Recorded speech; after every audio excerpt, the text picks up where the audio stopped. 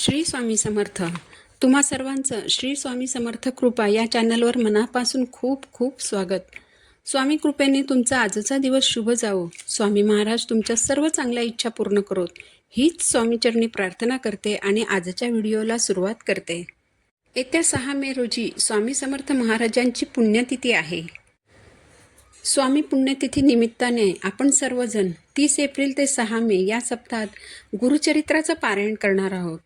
तर गुरुचरित्र पारायणाची पूजा मांडणी कशी करावी, स्वामी महाराजांना 7 दिवस कोणता नैवेद्य दाखवावा, त्याचप्रमाणे गुरुचरित्र पारायण काळात सेवा कोणत्या कराव्या, याबाबतची माहिती आपण आजच्या व्हिडिओमध्ये जाणून घेणार आहोत.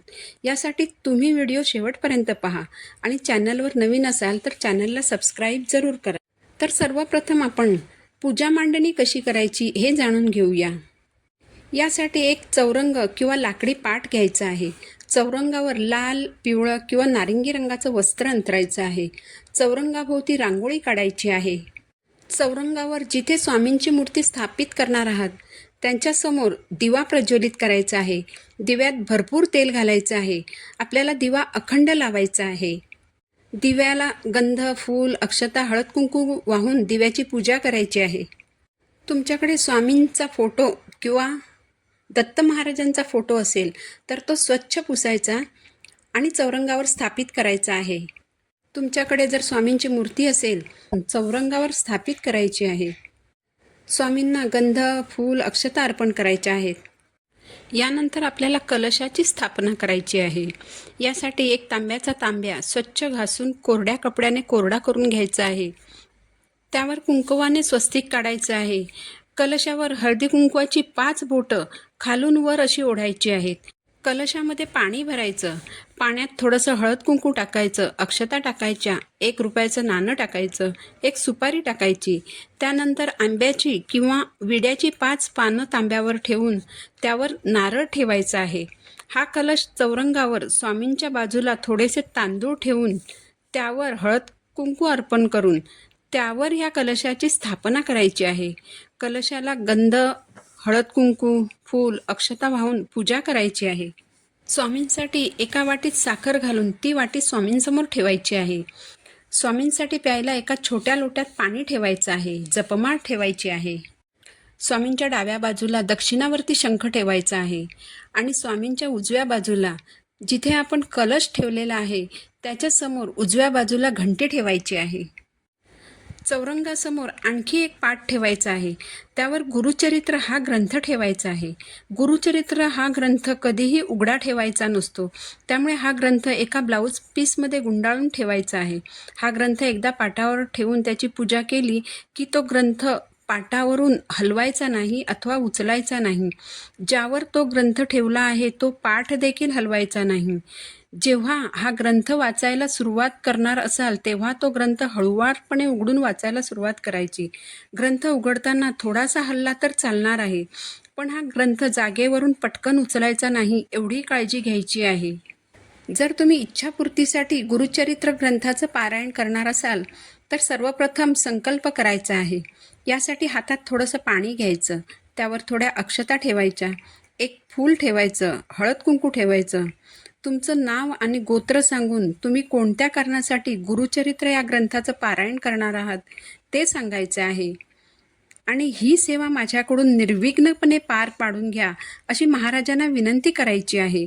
त्यानंतर ते पाणी ताम्हणात सोडायचं आहे. नंतर हे पाणी तुम्ही तुळस सोडून इतर कोणत्याही झाडाला घालायचं आहे. आता पारायण काळात 7 दिवस स्वामी महाराजांना नैवेद्य कोणता अर्पण करायचा, तर तुम्ही पारायण काळात ज्या दिवशी जी काही भाजी चपाती खाणार आहात तीच भाजी चपातीचा नैवेद्य महाराजांना दाखवायचा आहे. कांदा लसूण विरहित भाजी बनवायची आहे. तुम्ही स्वतःसाठी जे जेवण बनवणार आहात त्याच जेवणाचा नैवेद्य महाराजांना दाखवायचा आहे आणि तोच नैवेद्य तुम्ही ग्रहण करायचा आहे. सकाळी जेव्हा तुम्ही गुरुचरित्र ग्रंथाचं वाचन कराल तेव्हा वाचन संपल्यानंतर महाराजांना दूध साखर किंवा खडीसाखरेचं नैवेद्य दाखवून आरती करायची आहे. नैवेद्यावर तुळशीचं पान ठेवायला विसरायचं नाही.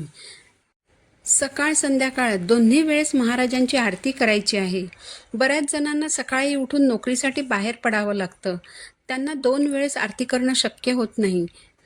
अशा वेळेस त्यांनी कोणत्याही एका वेळेस आरती केली तरी चालणार आहे.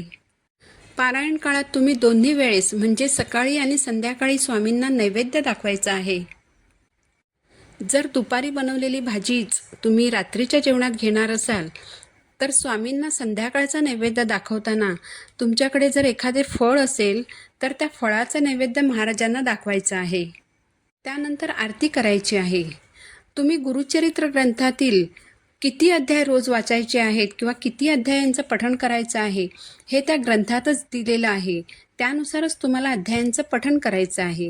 गुरुचरित्र अध्यायाच्या पठणाला सुरुवात करताना डायरेक्ट ग्रंथ उघडून अध्याय वाचनाला सुरुवात करायची नाही, तर अध्याय वाचायला सुरुवात करण्यापूर्वी एक वेळ स्वामीस्तवन वाचायचं आहे.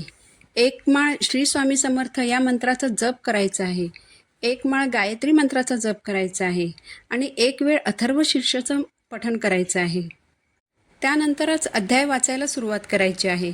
या चारही सेवा तुम्हाला रोज करायच्या आहेत आणि त्यानंतर पारायणाला सुरुवात करायची आहे.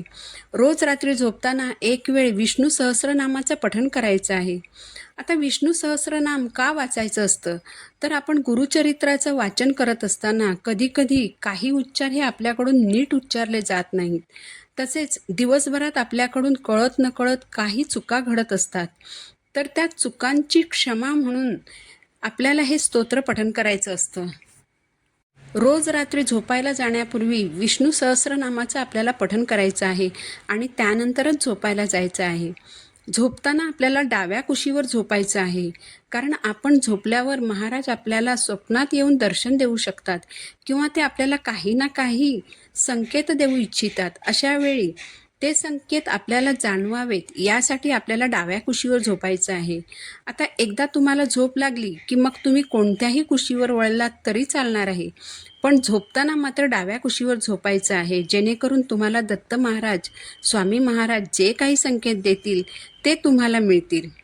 याबरोबरच तुम्हाला तुमची नित्यसेवा पण सुरू ठेवायची आहे. त्याचबरोबर आपले कर्म चांगले ठेवून, मन स्वच्छ ठेवून, मन पवित्र ठेवून तुम्हाला हे पारायण करायचं आहे. पारायण काळात कुणालाही अपशब्द बोलू नका, कुणाशी भांडणतंटा करू नका, कुणाबद्दल वाईट बोलू नका, कुणाशीही वाईट बोलू नका. शांततेत पारायण पार पाडा. अशा तऱ्हेने पारायण केलं की त्याचं फळ हे तुम्हाला मिळणारच आहे. माहिती आवडली असेल तर चॅनलला सबस्क्राईब जरूर करा. पुन्हा भेटू नवीन व्हिडिओसोबत. श्री स्वामी समर्थ.